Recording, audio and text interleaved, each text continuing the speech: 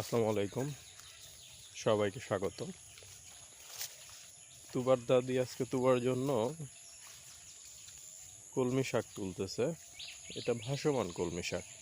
আমাদের বাড়ির পাশেই নিচু জায়গাতে পানি জমে গেছে, বৃষ্টির পানি। সেই পানিতে অনেক কলমি শাক হয়েছে। সেখান থেকে কলমি শাক তুলে নিয়ে এসে সাথে কিছু কুমড়ার পাতা মিক্স করে তুবার জন্য শাক রান্না করবে।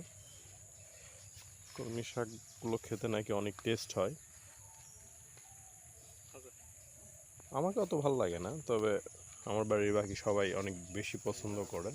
তুবার দাদির সেই রান্নাটা সবাই দেখতে থাকেন, আর আমি আপনাদেরকে মাঝে মাঝে একটু বলে দিই।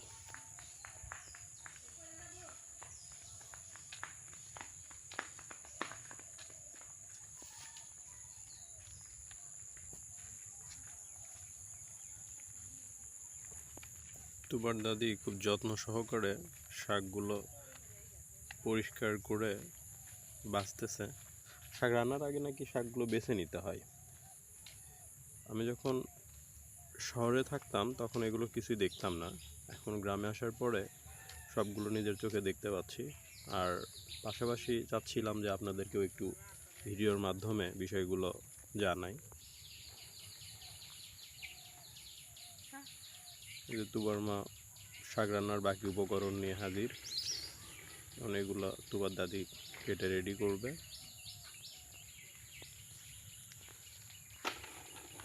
কলমি শাকের কোনো কিছুই ফেলনা না। এই আগাছাগুলো ছাগল খায়, গরু খায়। এগুলো এখন তুবার মা গরুকে দিয়ে দিচ্ছে খাওয়ার জন্য।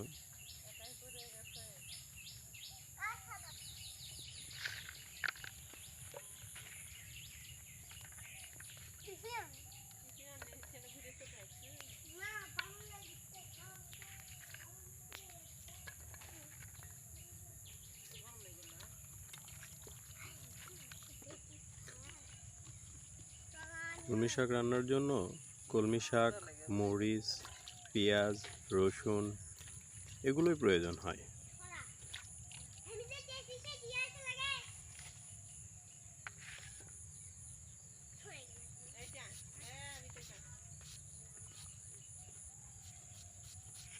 পেঁয়াজ মরিচ কাটাকাটির ফাঁকে তুবার মা কলমি শাকগুলো ধুয়ে নিলেই তো কাজটা অনেকটা এগিয়ে যাবে।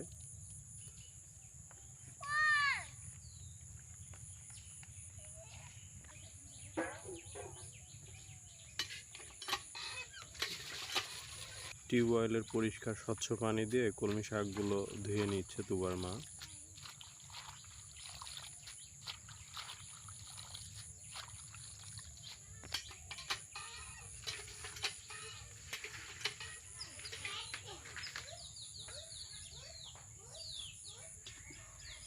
ধোয়া শেষ, এখন রান্নার প্রস্তুতি।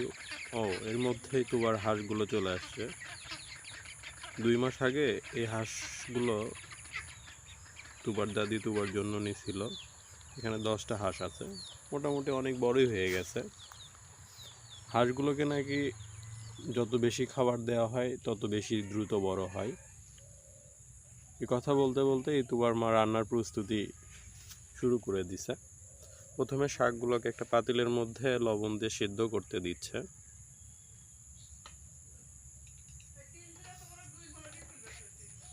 এখন হাঁড়িটা চুলায় চাপায় আগুন জ্বালায় দিল।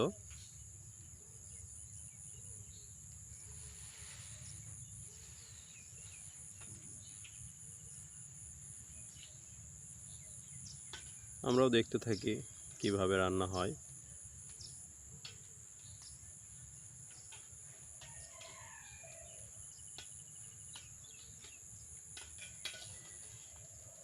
শাকগুলো প্রায় সিদ্ধ হয়ে গেছে। প্রথমে পাতিল ভর্তি দেখছিলাম, এখন তো পাতিলের নিচে চলে গেছে সবুজ কলমি শাক। এখন শাকগুলো পানি ঝরানোর জন্য একটা ছাঁকনিতে রেখে দিল। এখানে পানিগুলো ঝরে গেলে সেগুলো মরিচ পেঁয়াজ দিয়ে নতুন করে ভাজা হবে। দেখতে থাকেন, খাবারটা মনে হয় অনেক মজার হবে। তাছাড়া গ্রামের মাটির চুলায় যে কোনো রান্নাই অনেক মজার হয়।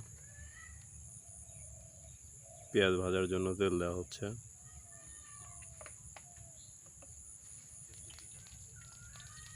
পেঁয়াজ মরিচগুলো দিয়ে দিয়ে এখন নাড়াচাড়া করা হবে।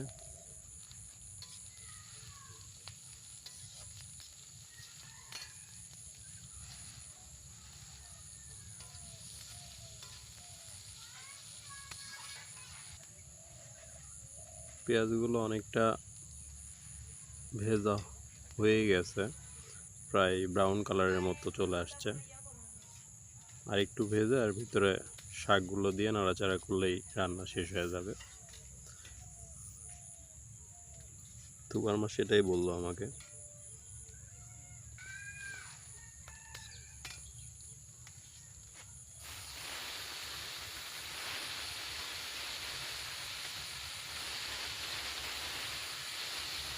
শাকগুলো দিয়ে ভাজতেছে।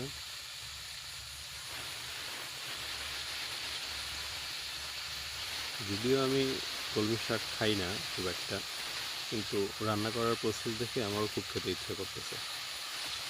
আজকে একটু ট্রাই করব। আপনারাও জানাবেন কমেন্টসে আসলে কীরকম হচ্ছে,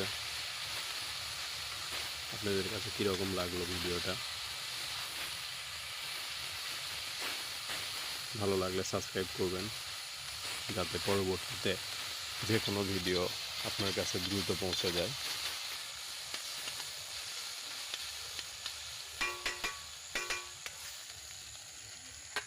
রান্না শেষ, এখন খাওয়া বা পরিবেশনের পালা।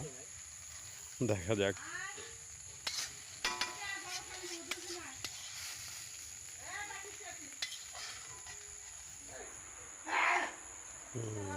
আমি যা ভাবছিলাম ঠিক তাই, এখন এটা খাওয়ার ব্যবস্থা।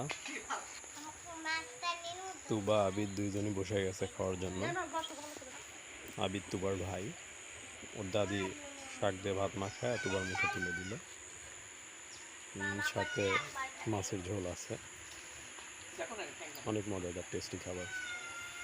ধন্যবাদ সবাইকে, ভালো থাকবেন। আসসালামু আলাইকুম।